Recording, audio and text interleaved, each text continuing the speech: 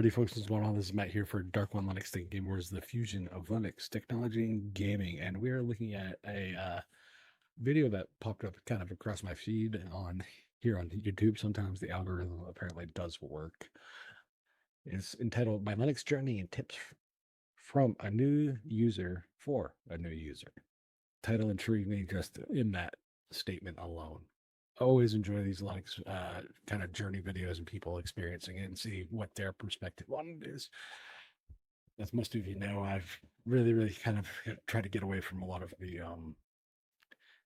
dumb videos that, dumb misinformation from a lot of the tech bros that tend to do Linux videos and you just kind of bash your head off the wall. So let's see what Homeboy here has to say about his Linux journey and what some tips from a new user for a new user are. PG time back again with another video. This time we're going to be talking about my Linux journey. It's one that I've been wanting to make for a while because I think that Linux is not the boogeyman that people make it out to be. I have only been using Linux full time as my desktop for about 4 months now. And even though I'm a relatively new user, I believe my insights is pretty valid coming from that perspective. We're going to be going over what my journey has been like so far. Who do I think Linux is for? And what distributions I think is good to start out with for the different kind of users. So here's the thing that I already like about this is he understands that distros do matter, demographics do matter, because different distros cater to different demos, unlike other tech people that dabble in Linux will tell you that distros don't matter, which I think they're fucking moronic for saying, or that you only need 3 distros. So I already like where he's going with that. I like the fact that he's very upfront about where he is coming from as far as his experience level, because sometimes the Linux community is if you're not doing X by X amount of time, you're not a real Linux user. And it's like, bro, do they use Linux? Then if the answer is yes, then yes, they're a Linux user. So definitely cool to hear that and see where he's coming from already. And different perspectives are needed because it brings in a different way of seeing stuff and a different perspective on problems and issues that developers tend not to usually see. I know as a Plasma user, there were a lot of UI UX issues that Plasma still has but did have prior that are not as much of an issue anymore because they're not being done by developer perspective. They're being brought in as a user perspective and how you interact with the UI and UX.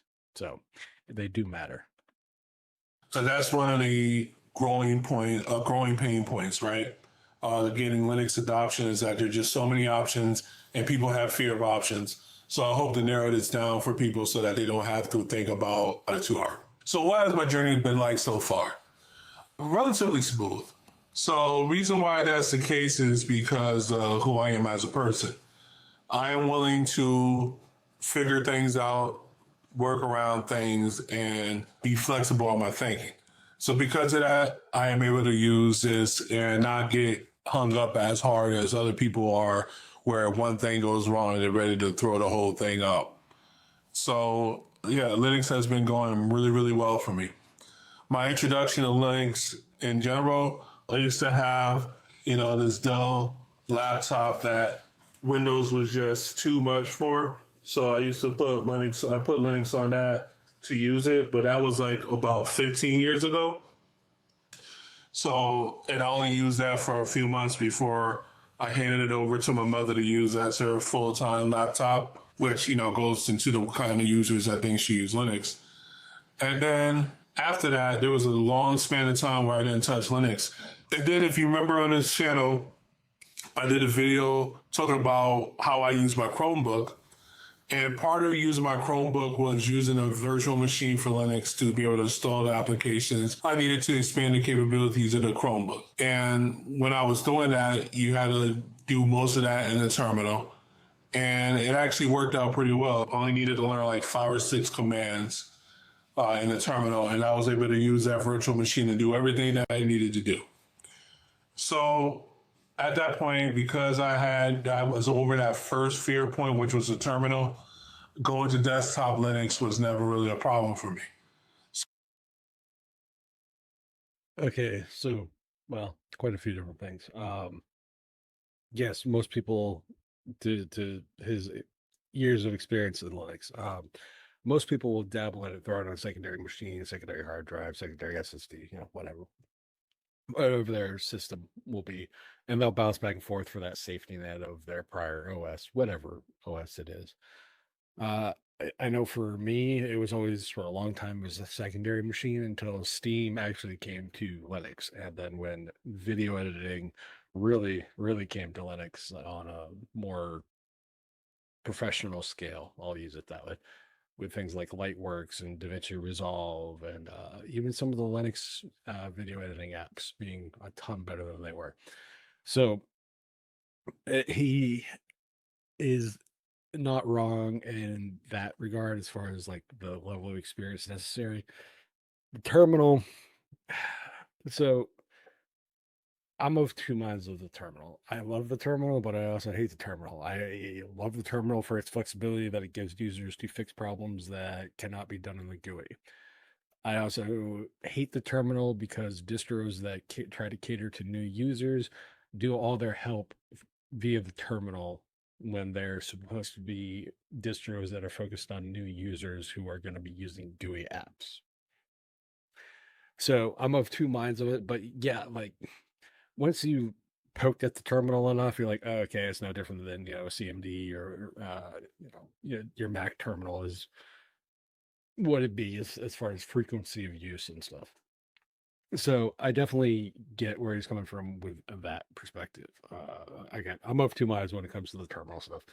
There is not a ton of stuff you need to know generically to maintain an up and running system, other than basic package manager commands.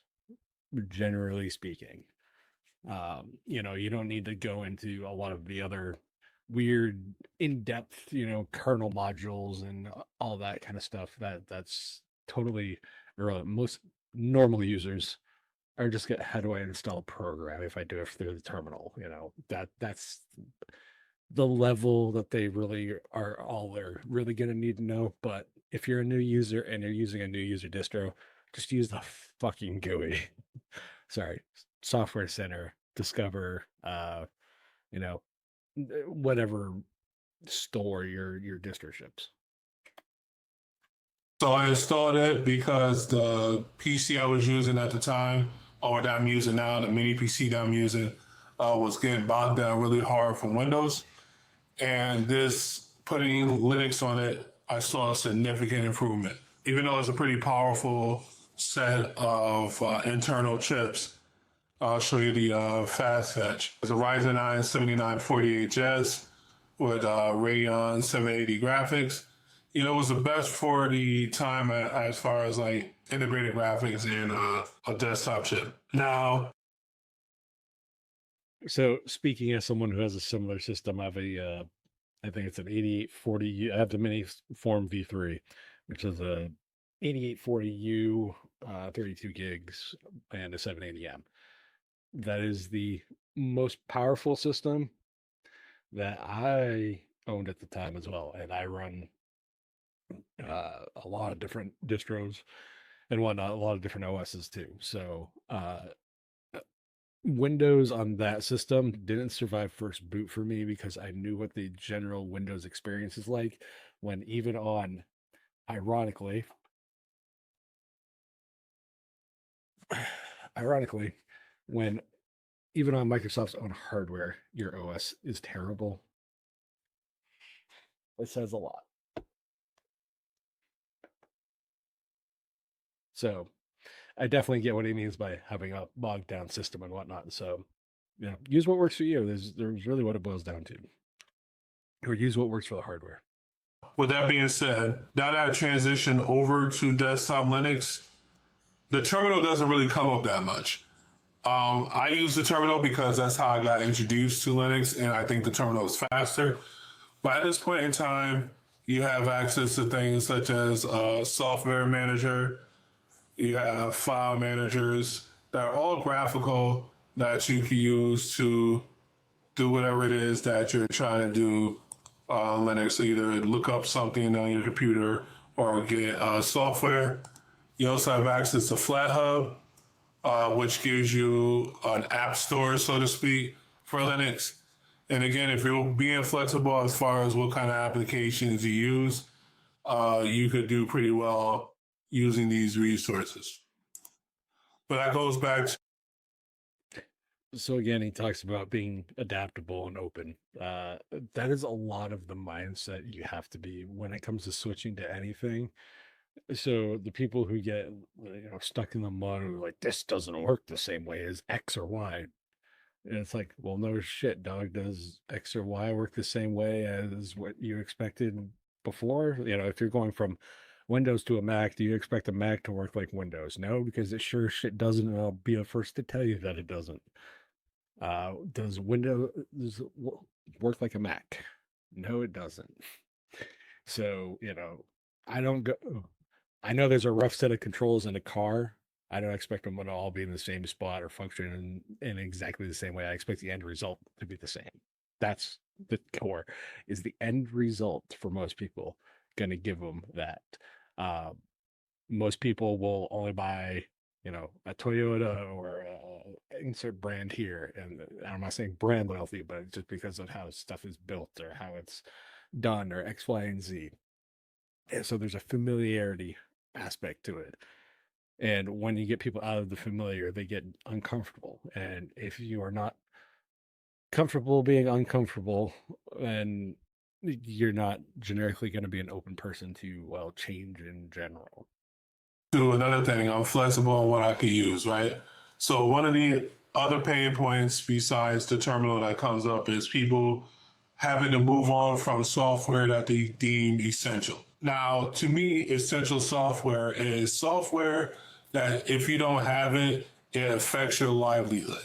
Other than that, I don't deem any software essential. So if I, like, for instance, worked at a company and the company required you to have to use Premiere Pro for some reason or Photoshop for some reason, and it had to be the official tissue one, like you couldn't use something else. And if you did, you would just lose your job. Then stay on Windows. I'm not going to tell you to switch over to Linux or stay on Mac. I'm not going to tell you to switch over to Linux because that's going to affect your bottom line. But unless that's the case, you should be able to translate your skills from one set of software that does whatever it does to another set of software that does a similar thing. For instance, my video editing journey actually was a weird one. I started out on mobile editing, and then from mobile editing, I was on Final Cut, and then from Final Cut, I decided, you know what? I'm gonna give Caden Live a chance because I want to be able to be cross-platform with my video editing, so I could edit on this, I could edit on my Chromebook, and transfer it over to my computer. And this was when I was actually on Mac for my desktop. But because I'm not fully vested into the Apple ecosystem, I was able to repurpose that Mac to help out a family that needed a computer. And then from there, I was able to use Kden Live to still edit videos, Inkscape to make thumbnails if I wanted to be a little bit more granular on my thumbnails. But most of the time, what I'm using is like Canva. I suck at thumbnails, so Canva is about as good as I'm going to get right now until I get better or put the effort into getting better. And then if you really needed a Photoshop alternative as far as opening up PSD files and working with them and having a lot of the same shortcuts and interactions, Photopea is probably the way to go. There's also things like Slight AI in here, but again, I understand if it's something that you absolutely need all the functionalities for, or affects your money, stay where you are. I'm not here to tell you to do something that's going to affect your money. I am a So that really, that's the thing. It's like if the end result is all that your company, you, whatever cares about, most won't care the journey to the end goal as long as the end goal is what they want. And sometimes I think we get so caught up in it. It's just like, oh, it's Mac. Oh, it's Windows. And it's like, dog, Linux users talk about software freedom and all this other stuff and how they value freedom of choice. Hate to break it to you, Linux users, and speaking as one, if somebody decides to use a Mac or somebody decides to use Windows, that's their freedom to choose that. That's their personal computing preference. Get the hell over it. So, I definitely agree there are plenty of alternatives. It's whether or not there is a time investment. And I'm not to shy away that there's a time investment, but do you think you're going to be making time or losing time by putting that investment in? Is really up to the user. So if you're not locked into a system, you're open minded, and usually most open minded people are really usually willing to invest some level of time, even if it's basics, to get to that point. And as far as like photo thumbnail stuff, dog, my thumbnails are fucking atrocious. So you're good. Yeah, I would recommend Photopea. Krita is usually what I recommend if you want like local apps because GIMP is not a Photoshop replacement. Don't put it that way. So uh, yeah, so far I have no complaints because he's honestly his mindset is very similar to mine for the most part. So it's very interesting to hear how you see things kind of thrown back at you just a little differently. Gamer, but I'm not like a hardcore gamer. As you can see, I have my Steam library here. Steam works well, but I primarily play fighting games for the most part. Like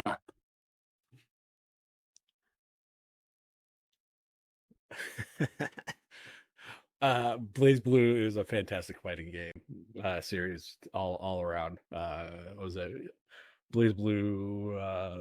Hold on, I'm pretty sure.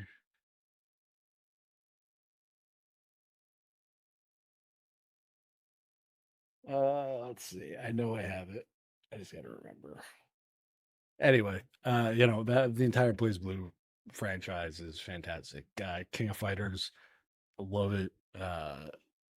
Big Guilty Gear fan. I mean, homeboy, you got some deep cuts into the fighting game end of the spectrum, as it were, because that where is it? Nitro Blast, Nitro Plus Blasters, super niche fighting game. So anybody who doesn't know that kind of stuff, I'm not gonna lie, you just want a shit ton of points with me, just for that level of fighting game stuff.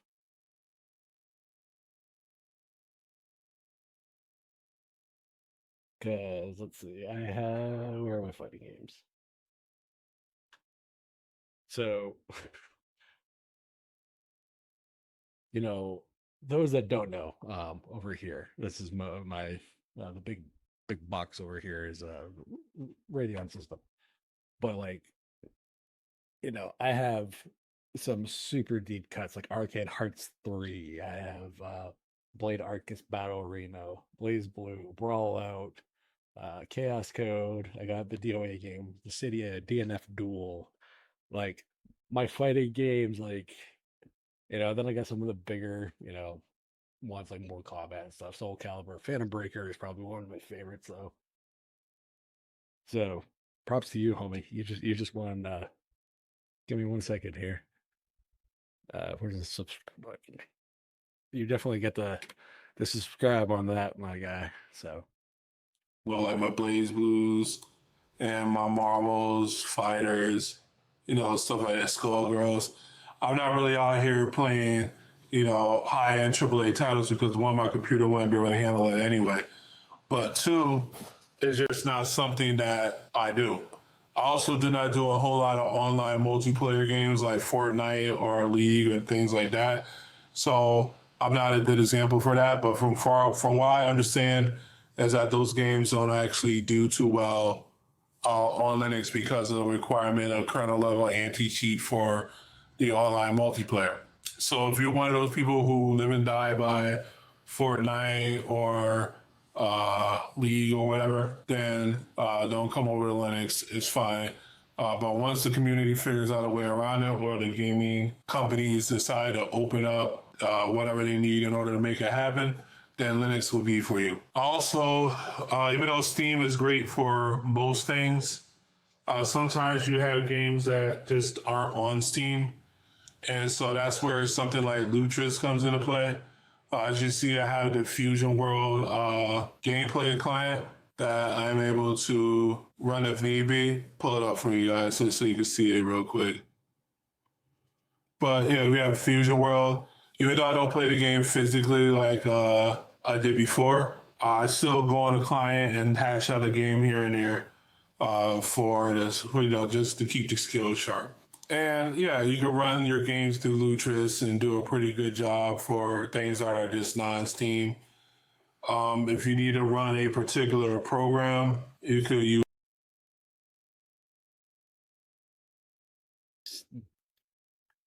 I get a lot of flack for my video about why I don't recommend Lutris. And the reason I don't recommend Lutris is very nuanced, and people just see the title and they just kind of run with it. I think the project's bad. No.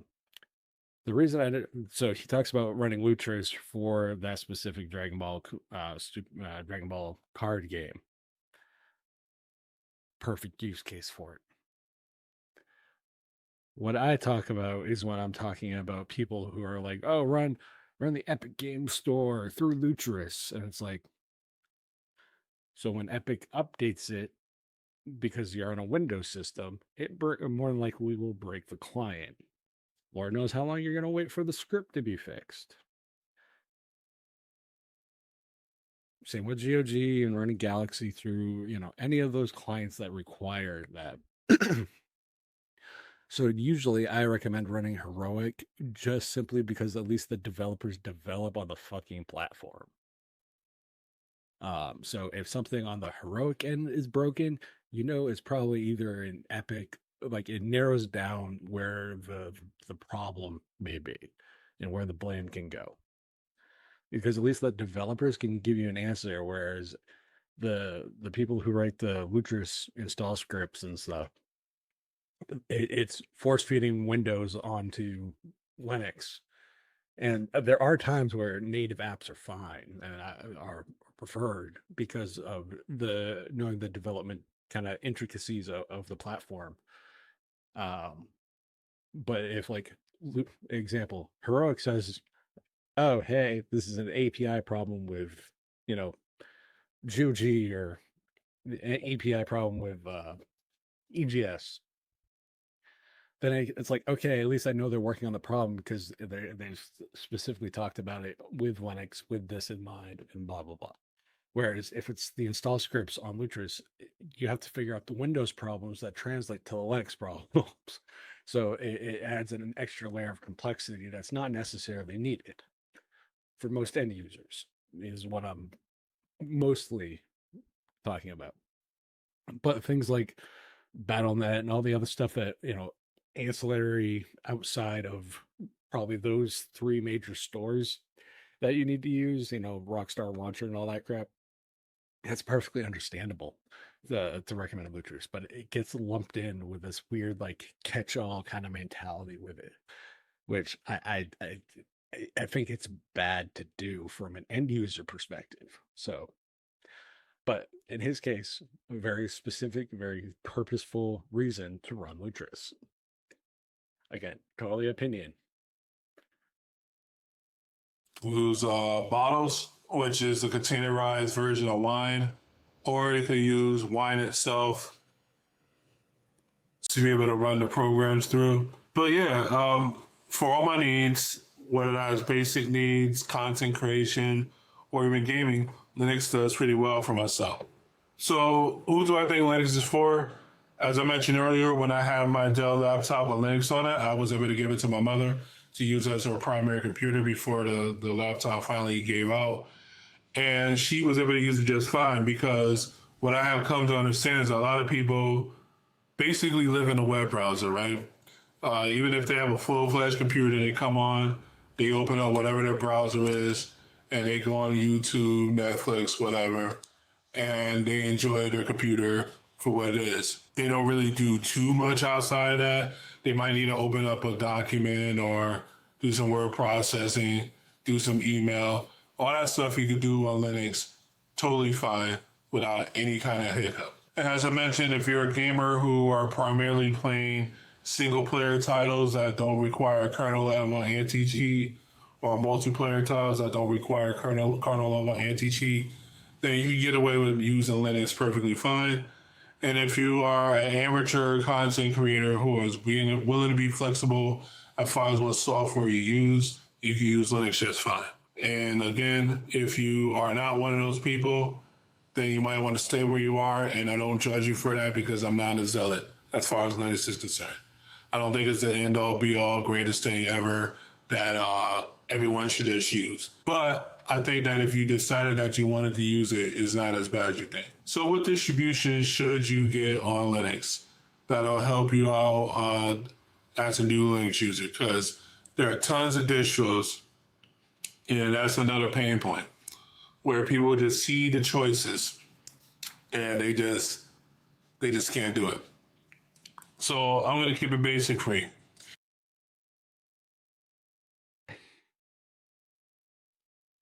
So what I'll say about the choice aspect of it.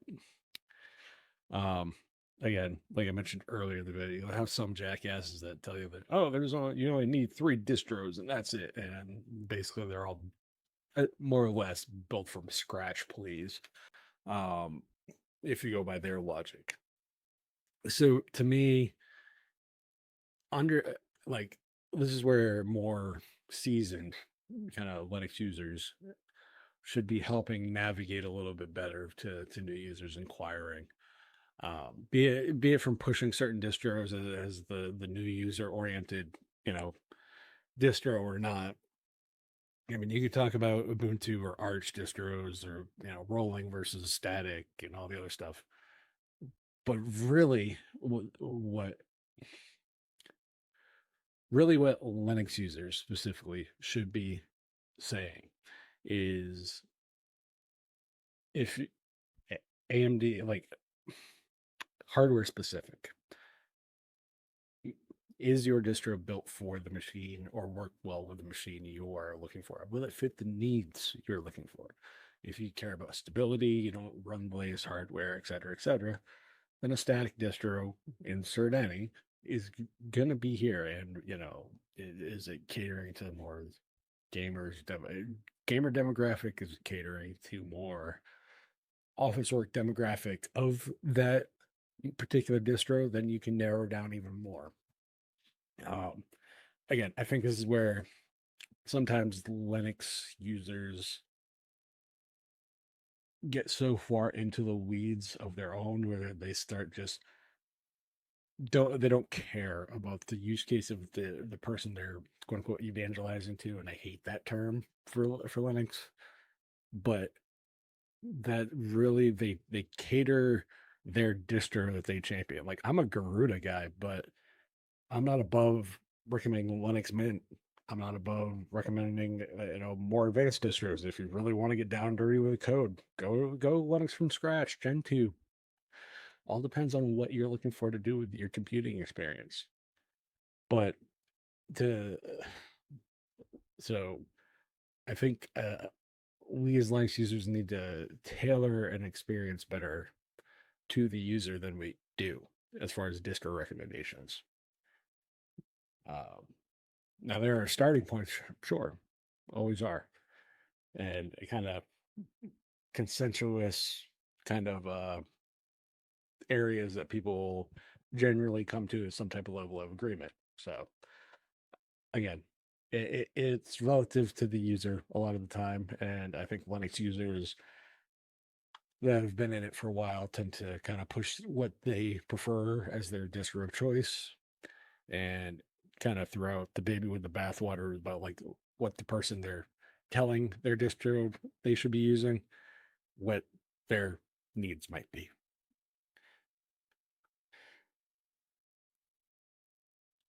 If you're coming from Mac OS and you want a very similar Mac OS experience, as you can see, like with my desktop right here, I have a bar at the bottom with the apps in it. I have you know kind of a situation like that. I got my top bar being the primary thing with almost like a dynamic island type of situation here. And again, you got yourself there. This is the GNOME desktop, which is very popular in Ubuntu. So Ubuntu is what I suggest for people who are coming from Mac OS that want a similar experience without much of a change. If you're coming from Windows, I suggest Linux Mint just like everybody else does, particularly if you're a basics Windows user. If you're a more advanced Windows user, I have a different alternative for you. Then if you're a gamer, but you don't want to have to tinker with your system so much, I suggest Pop! OS. It's based upon Ubuntu, the same as Linux Mint, and of course Ubuntu itself is, which means it's fairly stable. It's a slower rollout and release. It supports some video drivers. So you'll be able to do your gaming on it fairly well. And then if you are willing to tinker a bit more and you want more bleeding edge things because you're running newer hardware and things are constantly changing in your system, then you could use the Arch-based distribution.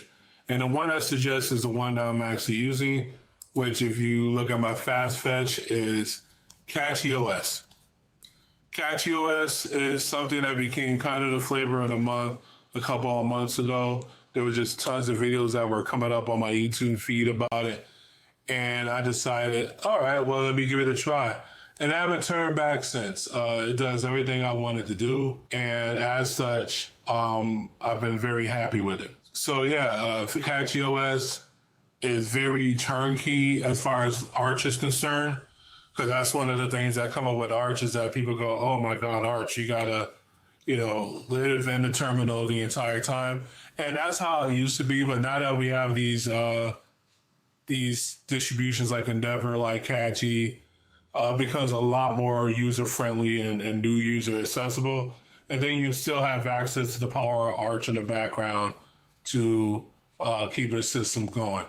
Now, one of the things that does come up and has happened to me when using the Arch distribution, which is why I don't necessarily suggest it for everybody, is that I came into more growing pains than when I was on Ubuntu due to the constantly updated nature and things just working before but not working later, but then working again randomly.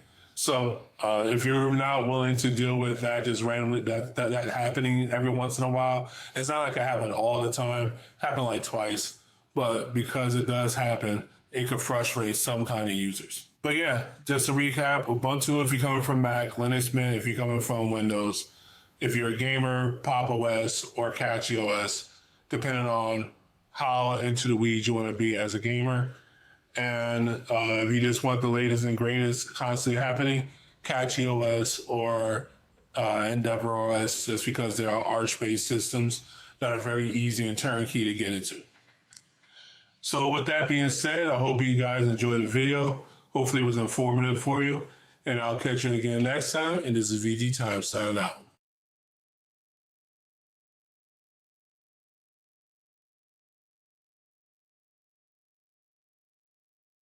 All right, so I swear if you start playing, generally, Hey, welcome to Camping with Steve on a quad for some reason. and now we're getting into camping with Steve videos. Thank you, YouTube. So totally ties in my likes videos. So yeah, no, his distro recommendations, those are all relative to the user. I mean, granted, they're all kind of Ubuntu-esque distros. That's fine. I'm not going to say he's right or wrong on the recommendations personally. Ubuntu is not going to be quite Mac OS in the regard he's talking about. I would almost say Pop OS would be more kind of Mac OS than Ubuntu, but again, perspective and relevant, different perspectives. So it's kind of however you want to on that one. As far as rolling distros, etc. Yeah, if you play with newer hardware, you're gonna want newer kernels, newer mesas, newer blah blah blah blah blah, all the other stuff that involves all the newer drivers, and especially if you run AMD stuff, that's really where it's gonna matter the most for you. But overall, I enjoy seeing these perspectives, hearing these perspectives. Um, Little weird hearing it. Basically, what I've been saying is like a long time Linux user coming from a new Linux user. So it's really weird to hear it kind of thrown back at you and be like, "Huh, I'm not the only." So I'm not the only one that uses Linux that thinks this way because I've been very vocal about my disdain for the over reliance on like distros not targeting the demographics they actually are trying to target with like things like their help pages. Oh, we're a beginner level distro. Why is all your shit done in the terminal if it can be done in the GUI? Stuff like that. So I appreciate seeing these perspectives. So, what do you guys think? What are some of your recommendations for new users that you might not necessarily agree with, disagree with here? Let me know down in the comments. You guys know what to do. Comment, rate, subscribe, all that fun. And maybe all that Patreon and all that crap is in the description. And I will catch you on the flip. Peace.